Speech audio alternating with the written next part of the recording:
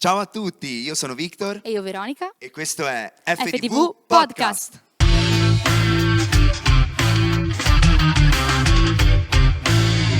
Bentornati su FTV Podcast, il podcast del Centro Cristiano Fonte di Vita di Livorno. Qui i nostri ospiti avranno l'opportunità di raccontarci un po' le loro esperienze e darci anche consigli pratici per affrontare ciò che loro per primi hanno affrontato in passato. E oggi qui con noi, come nostro ospite, abbiamo l'onore di avere il nostro vicepastore, il vicepastore del Centro Cristiano Fonte di Vita, il pastore Ezio Sidoti. Ragazzi, grazie mille per questo invito, grazie per questa opportunità e per questa iniziativa così bella e sono fiero e orgoglioso di essere qui insieme a voi. Grazie a te, pastore, Grazie a è un te. onore averti qua con noi e vogliamo iniziare subito chiedendoti un po' di raccontarci la tua esperienza, come sei arrivato fino a qui. Allora, la mia esperienza inizia nel 2006 in un territorio che chiaramente è parecchio lontano da qui. Mi trovavo per lavoro in Afghanistan. In pieno deserto, mi ricordo, era forse il mese di settembre, chiaramente non ricordo il giorno, ma ricordo perfettamente il deserto che c'era dentro di me. Il mio cuore era veramente un cuore bisognoso, assetato, manchevole di tante cose, nonostante avessi tutto, perché comunque ero già sposato, avevo una bella moglie, ho tuttora una bella moglie, allora avevo due bimbe meravigliose, adesso sono diventate 3, solo donne, però nonostante questo il lavoro mi piaceva, il lavoro che stavo portando avanti era un lavoro per me entusiasmante, un lavoro che avevo scelto con passione, con dedizione, però mancava sempre qualcosa e appunto, come vi dicevo, quel vuoto continuava a riecheggiare nella mia vita. Quindi l'esperienza che ho vissuto è stata quella di avere un doppio deserto, uno dentro e uno intorno a me. Però una sera meravigliosa, una notte stellata, mi ricordo tante stelle meravigliose, nel cielo dell'Afghanistan, Dio piano piano ha incontrato il mio cuore e da quel giorno la mia vita, è cambiata. È cambiata perché quell'esperienza mi ha quasi ribaltato. Poi chiaramente il percorso cristiano è un percorso graduale, lo sappiamo, ma c'è stato quel giorno, quel tocco speciale che, non so, solamente chi prova certe esperienze può trovare le parole giuste, ma lì è iniziato tutto. E poi quando sono tornato dall'Afghanistan, qui a Livorno, mia moglie, che comunque già era vicino a Dio, parlando con lei, appunto, io ho detto: perché non cerchiamo una comunità qui a Livorno? E da lì è iniziata la nostra storia dentro il Centro Cristiano Fonte di Vita. Quindi dal 2006 siamo qui, contenti di esserlo e contenti di poter servire Dio attraverso questa comunità. Mi viene in mente una domanda. Hai detto che quando sei tornato comunque hai proposto subito a tua moglie, no, di venire in questa chiesa. E quanto è importante veramente avere una chiesa di riferimento e essere radicati, piantati, diciamo, in una chiesa? Credo che avere una comunità di riferimento, una comunità sia fondamentale e necessario, perché quello che è iniziato in Afghanistan è chiaramente un seme che viene versato nella nostra vita, viene piantato. Poi comunque dobbiamo sviluppare, dobbiamo crescere e per farlo abbiamo bisogno di una comunità, abbiamo bisogno di un responsabile, di responsabili che si prendono cura di noi. E nel Centro Cristiano Fonte di Vita ho trovato tutto questo, ho trovato una comunità che mi ha abbracciato, mi ha accolto me, ma tutta la mia famiglia, e soprattutto poi mi ha dato la possibilità di trovare il senso della vita cristiana, no? Perché il senso della vita cristiana qual è alla fine? Alla fine è prendersi cura degli altri, servire gli altri, e lo possiamo fare solamente attraverso una comunità di riferimento. A proposito di cura, comunque anche tu ti prendi cura attivamente di molte famiglie qui in chiesa. Volevo chiederti quali sono secondo te gli ingredienti che rendono comunque una famiglia stabile, una famiglia unita e sana dal punto di vista proprio relazionale? Bella domanda. Allora, qui chiaramente bisognerebbe parlare tanto perché mi hai chiesto gli ingredienti e ci sono tanti ingredienti, però se si volesse un attimino riassumere un po' il tutto e quindi magari focalizzarci su 2 macro ingredienti.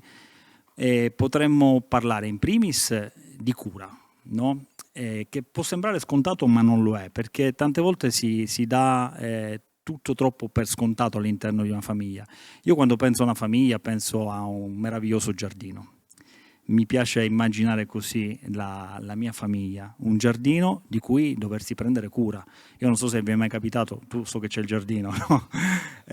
Che cosa succede quando noi trascuriamo il giardino? Un bellissimo giardino, un meraviglioso giardino fatto di piante ornamentali, fatto di un prato all'inglese, fatto di colori e di profumi, può diventare, se trascurato piano piano, qualcosa di fatiscente, qualcosa di non più piacevole. E quindi questa immagine credo che renda l'idea di come la famiglia è, di quello che la famiglia è. La famiglia è un luogo in cui bisogna adoperarsi e prendersi cura delle piante, quindi annaffiare, dare l'acqua, potare, tagliare l'erba.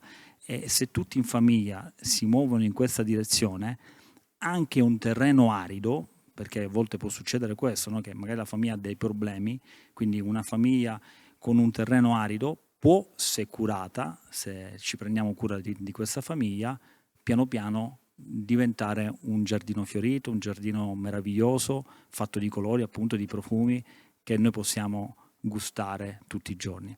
E se questo è il primo macro ingrediente, quindi vedere la propria famiglia come appunto un giardino di cui prendersi di cura, l'altro macro ingrediente, a mio avviso, è un cambio di visione. Passare dall'io, dalla visione personale, io, alla visione del noi. Cioè, quindi fare questo switch, no? Passare da io, tu, a noi. Quindi questo credo sia veramente molto molto importante perché trasferisce dentro di noi dei principi completamente diversi a cui non siamo abituati, ma se noi non entriamo all'interno di una famiglia con questa visione, quindi con il prenderci cura e quindi non trascurare la nostra famiglia, perché poi tante volte le distrazioni ci portano a trascurare il nostro giardino, e soprattutto se cominciamo a togliere l'io e mettere il noi, io credo che tante cose buone si possono fare dentro casa. Ti stavo per chiedere appunto quali fossero quegli elementi di rottura, di divisione all'interno della famiglia. Allora ti rivolgo la domanda diversamente. Quale consiglio daresti a chi si trova a non dover praticare, non poter praticare questi preziosi insegnamenti? Chi non riesce a prendersi cura di questo giardino e si trova magari in balia degli eventi e non ha quegli elementi per appunto dare attenzione come tu ci hai appena esposto? Il lavoro che dobbiamo fare è un lavoro generalmente che vede noi stessi in prima persona impegnati, cioè quando non abbiamo questi elementi dobbiamo chiaramente chiedere aiuto, quindi sentire se c'è qualcuno che ci può dare una mano, che magari ha già fatto un percorso, che già magari è riuscito a superare certe difficoltà e quindi ci può dare dei consigli. Ma poi soprattutto questi principi noi li possiamo trovare dentro la parola di Dio. Dentro la parola di Dio ci sono tutti quegli ingredienti, no, di cui tu mi parlavi, che veramente possono e fanno sicuramente, se messi in pratica, chiaramente la differenza nella nostra vita. Tra gli elementi di rottura, le difficoltà che generalmente noi incontriamo e che mi capita spesso di vedere quando appunto mi imbatto nelle varie situazioni, è il problema dell'egoismo. Tante volte si entra dentro la famiglia con questa prospettiva, una prospettiva molto egoistica che pensa e crede a tutti i costi di dover ottenere qualcosa. Ma noi quando entriamo dentro una famiglia la visione deve cambiare, ma deve essere quella del dare. Quindi bandire l'egoismo sicuramente, fare attenzione a questo tarlo così pericoloso. E poi un altro problema è l'orgoglio. Quindi se da una parte c'è l'egoismo che ci fa entrare perché vogliamo prendere sempre e quindi quando non prendiamo più ci stanchiamo, e dall'altra parte c'è l'orgoglio. L'orgoglio, il problema serio dell'orgoglio è legato al fatto che non ci fa mai mettere in discussione e soprattutto blocca un processo importantissimo all'interno della famiglia, che è quella di perdonare. Noi di solito quando diamo spazio all'orgoglio poi facciamo veramente tanta fatica a fare un passo indietro e a perdonare le persone. Senza perdono non si va da nessuna parte. Secondo te, quanto è difficile al giorno d'oggi essere famiglia e secondo te perché, no, magari c'è questa difficoltà, magari per il fatto che siamo mh, tanto sovrastimolati, ci sono tante distrazioni, come mai magari c'è questa difficoltà? Se secondo te c'è questa difficoltà oggi più che mai rispetto comunque a anni fa, a quando magari eravamo piccoli, no? O, insomma, in altri decenni passati. Assolutamente, questo è un fenomeno che purtroppo negli ultimi decenni stiamo vivendo. C'è una svalutazione del concetto di famiglia. Noi sappiamo che la famiglia è un progetto che Dio ha voluto e per ritornare alla famiglia abbiamo bisogno di Dio, abbiamo bisogno di comprendere che il piano originale è un piano diverso e quindi dobbiamo riscoprire certi valori e capire che è dentro la famiglia che si può veramente gustare qualcosa di meraviglioso. C'è veramente tanta confusione in giro, quando si parla di famiglia veramente si apre un capitolo enorme e c'è tanta appunto divergenza di vedute, no? Sappiamo bene, no, quello che c'è Certo. in giro, quello che ascoltiamo, chi la pensa in un modo piuttosto chi la pensa in un altro.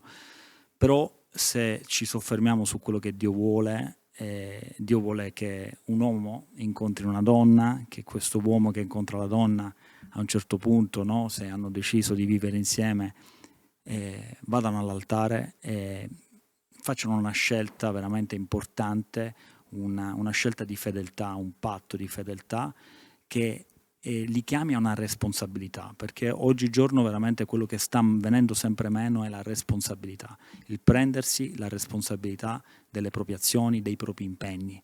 È più facile dire va bene, oggi stiamo insieme, se domani non andiamo più d'accordo io vado per la mia strada, tu per la tua. Purtroppo questa attitudine, questo atteggiamento sta portando, vediamo in giro tutta la confusione che vediamo e questo non va bene. Ci stavo riflettendo, no, personalmente in amicizia, ma credo che sia anche equiparabile, cioè estendibile anche alla famiglia. Quanto è importante l'ascolto e la comprensione, cioè sapere anche stare in silenzio e prima di giudicare veramente profondamente metterci all'attenzione di chi abbiamo davanti. Eh sì, tante volte noi siamo portati a pensare a quello che dobbiamo dire mentre la persona sta ancora parlando. Succede Esattamente. spesso, succede perché appunto scivoliamo sempre in quelle dinamiche, no, di cui si parlava prima, no? Io devo dire la mia, devo avere ragione, devo dare il mio punto di vista, quando invece dobbiamo appunto fermarci un attimino e avere la capacità di ascoltare veramente, non di sentire la voce dell'altro o dell'altra, ma di ascoltare, capire, comprendere quello che sta vivendo e soprattutto empatizzare con quella persona. Questa parola è una parola che purtroppo ormai è stata svalutata, l'empatia, ma empatizzare significa veramente eh, cogliere le emozioni che l'altra persona sta vivendo e sentirle dentro di me. E quando questo viene fatto, allora la mia risposta sarà una risposta diversa, sarà una risposta che prenderà in considerazione seriamente il punto di vista dell'altro. Entrare in connessione profondamente, intimamente con Esatto, l'altro. esatto. E mi viene in mente un'altra domanda, sempre spontanea, Sì. naturale, l'importanza dei ruoli. Mm. Molto spesso è scottante questo tema, no? Quanto è importante una famiglia, siamo un team, siamo una squadra, ci stiamo dirigendo verso un medesimo obiettivo, però è anche vero che ognuno ha un compito leggermente diverso, no? Sempre complementare è importante, non va a svalutare poi il ruolo in se stesso, ma l'idea è che la famiglia sia un insieme di coesistenza di diversi ruoli che poi si intrecciano per uno scopo comune. Quindi molto spesso desta un po' di, di dissapore, Eh ecco, sì, però è connaturato nella famiglia stessa. assolutamente. La famiglia è un'organizzazione e quanto tale organizzazione significa che ci sono ruoli e responsabilità. E se noi perdiamo di vista questo aspetto, chiaramente andremo veramente lunghi, ma non lunghi che andremo lontano, andremo lunghi nelle difficoltà. Perché? Perché Dio stesso ha chiaramente istituito ruoli e responsabilità all'interno della famiglia. Non significa differenza di valore, di importanza. Noi siamo preziosi, importanti e uguali, sia agli occhi di Dio sia agli occhi nostri l'uno dell'altro. Però dobbiamo capire che all'interno di una comunità abbiamo delle responsabilità e dei ruoli diversi e divenire consapevoli di questo è una chiave importante, perché io devo riconoscere il ruolo di mia moglie e il ruolo di mia moglie anche come madre e viceversa. Se questo viene meno, chiaramente iniziano tante complicazioni. Basta vedere un po' quello che si vive adesso, dove i genitori non fanno più i genitori e i figli vanno un po' allo sbando. So che sto toccando un tema difficilissimo, veramente Complesso, è ma molto articolato, quindi sembra che sia semplice. Non è semplice, ma assolutamente uno stile genitoriale negligente piuttosto che, non so, autoritario non va bene. Dobbiamo prediligere magari uno stile genitoriale autorevole, che è diverso da autoritario. Autorevole significa che porta con sé, tiene per mano due aspetti: l'aspetto dell'affettività da una parte, quindi un genitore che comunque riesce ad ascoltare, a empatizzare, a capire e ad essere affettuoso nei confronti dei propri figli, ma allo stesso tempo porta con sé un bagaglio di regole e di confini che devono esserci all'interno di una una famiglia. disciplina, no? Esatto. Però questo mix, questo equilibrio riesce a portare e dare una visione diversa alla famiglia. Quando invece il genitore diventa un genitore autoritario, quindi assenza di affettività, ma solo regole, non va bene, come la negligenza, quindi fai quello che vuoi, non va bene neanche quello. Certo, il padre che ama è un padre che comunque sa correggere, riprendere. Assolutamente. Con amore. E credi, quindi un po' diciamo hai già risposto a questa domanda, ma quindi credi che questa mancanza di presa di coscienza, diciamo, da parte dei genitori riguardo alla propria responsabilità, crei a sua volta una mancanza poi di responsabilità sui figli, o che al contrario generi quindi un maggior senso di responsabilità poi nella vita del figlio, ecco, che magari ha avuto una situazione familiare un po' diciamo difficile. Sì, allora è chiaro che siamo tutti diversi, perché altrimenti non si spiegherebbe come mai figli che nascono in famiglie difficili poi comunque vengono su bene, anche se non hanno avuto figure genitoriali, come dire, di riferimento, che magari si sono presi cura di loro. Perché chiaramente siamo tutti diversi e quindi diciamo il contributo è un contributo multifattoriale che appunto si innesta nella crescita di un individuo, di un ragazzo piuttosto che di una ragazza. Certo che se andiamo a guardare le statistiche possiamo dire che un modello di famiglia in cui i genitori fanno i genitori, quindi si prendono cura dei figli, danno delle regole, li amano, sono affettivi, genera nei figli, perché noi siamo dei grandi imitatori, siamo bravi veramente a imitare, genera nei figli quella fiducia, quel calore, quell'attaccamento, quell'affetto che poi il figlio crescendo porterà con sé e poi magari un domani sarà anche in grado di trasferire nella propria famiglia. Io mi ricordo bene i miei genitori, come si muovevano, come non si muovevano, alcune cose le ho prese, chiaramente nessuno è perfetto, e altre le ho tralasciate, ma sono sicuro che un modello di riferimento basato sui principi di Dio, in cui possiamo dare amore ma possiamo dare anche le regole, perché vanno insieme, l'amore va insieme alle regole, può fare la differenza nella vita dei nostri figli. Quindi una coesistenza tra disciplina e ordine, amore e affetto, no? Esatto. Affinché ci sia un equilibrio, una crescita unitaria. A proposito di Bibbia, se ti faccio una domanda, quale personaggio all'interno della Bibbia ti piace di più o in quale tu ti identifichi maggiormente? Ma guarda, stamattina parlavo con una ragazza, in realtà parlavo con te Veronica, e mi hai proprio tolto il personaggio dalla bocca, perché un personaggio che amo e che cito spesso anche magari durante i messaggi che vengono dati è Giuseppe. Giuseppe è qualcuno che insomma ha conquistato il mio cuore. Perché ha una capacità paurosa di riuscire a venire fuori dai problemi, dalle situazioni, grazie al suo cuore, grazie alla sua attitudine. Per chi non conosce Giuseppe, chiaramente non possiamo andare nei dettagli, però insomma ne ha subite tante. È stato abbandonato dalla propria famiglia, è stato gettato in un pozzo, poi è finito in Egitto come schiavo, poi è iniziato un po' a venire su piano piano, però poi di nuovo ha avuto problemi con la moglie di Potifar. Insomma, senza cercarsi i problemi hanno cercato Giuseppe. Quindi una vita molto difficile, è finito poi in prigione, quindi ingiustamente ha pagato un prezzo molto alto, però non ha permesso a queste difficoltà, non ha permesso a queste prove, a queste ingiustizie di bloccare il suo cuore, e lui è riuscito sempre comunque a perdonare le persone che lo hanno ferito, le persone che gli hanno fatto del male, e questa sua attitudine, questo suo voler amare e perdonare gli altri ha reso Giuseppe uno strumento di benedizione per il suo popolo. E quindi per me Giuseppe è qualcosa che porto nel cuore in modo veramente forte. Ritorniamo un po' all'argomento di prima, no? Quindi il sapersi comunque, saper distogliere lo sguardo dal problema per poter guardare alla soluzione. Assolutamente. Hai parlato di perdono. Trasliamo il perdono in Giuseppe, nella famiglia. Quante volte manchiamo di perdono e magari non siamo nemmeno consapevoli e ci portiamo avanti delle ferite non guarite. Noi magari pensiamo di essere a posto ma non lo siamo, e questo può generare un latente conflitto che poi si esprime in una litigata piuttosto di un'incomprensione.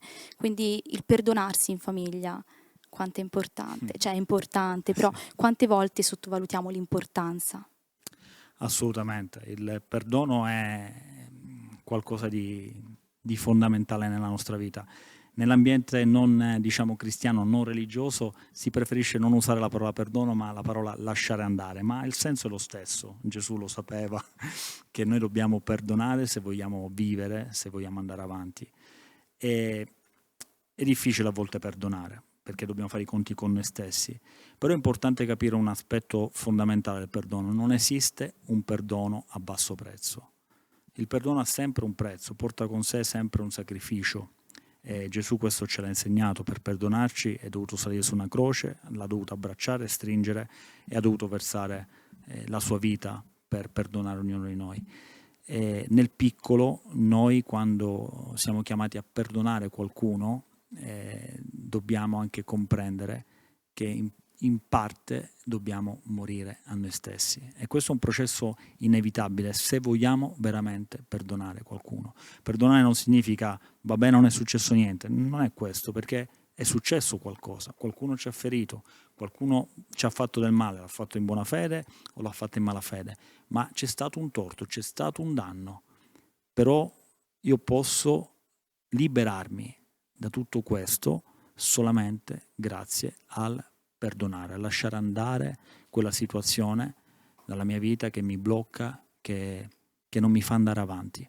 E questo è fondamentale dentro la famiglia. Se pensiamo nelle relazioni tra marito e moglie, quante volte si discute, quante volte magari si esagera, e se noi non abbiamo la capacità di smaltire attraverso il perdono e lasciare andare certe situazioni, certe parole che feriscono più di un'arma, e allora rischiamo di compromettere quel giardino di cui si parlava prima. Invece perdonare significa gettare un po' d'acqua in una pianta assetata, significa ripotare una pianta che ha bisogno di una bella potatura. Il perdono mette in piedi le nostre vite, le nostre relazioni, e soprattutto rimette in piedi noi dentro. Mi viene in mente un esempio bellissimo che a volte hai fatto e che mi è sempre rimasto impresso, no? Che tenersi un torto subito è un po' come tenere una corda, no? Che ti fa più male a tenerla che a lasciarla andare, e magari lasciare andare è doloroso, no? Come hai detto, può essere doloroso, ma è molto più doloroso tenere quella corda, ecco. Le nostre mani poi si consumano quando ci teniamo troppo stretti un torto subito, un rancore per qualcosa.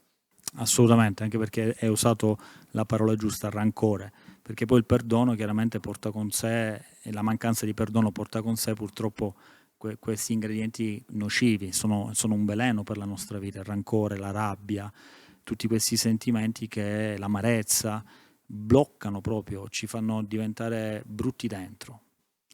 non ci fanno essere più grati della vita e soprattutto non ci fanno più essere fiduciosi del domani, perché magari una mia esperienza negativa poi ci porta a generalizzare se non perdono. Ho avuto problemi con te, allora non mi fido più di nessuno. Ho avuto problemi con te, io devo lasciare andare il perdono, devo metabolizzare, ma domani devo tornare a fidarmi, perché vivere significa questo, fidarsi. Ti ringraziamo veramente del tempo che ci hai dedicato, di questi preziosi consigli, perché non è mai banale sottolineare delle evidenze che magari qualcuno può dire ovvio, no? Che sia importante il perdono, la riconciliazione, però se fosse veramente ovvio lo applicheremmo di più nella nostra quotidianità. Quindi ti ringraziamo tanto. Grazie davvero per essere stato qua con noi. E grazie anche a voi che siete arrivati a questo punto, ci avete ascoltati fino a qui.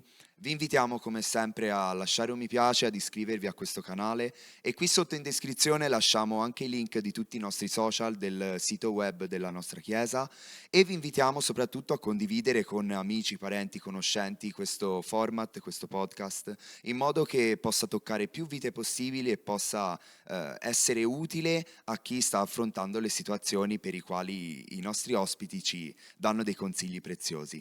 Quindi vi salutiamo, ci rivediamo al prossimo episodio. Ciao! Ciao!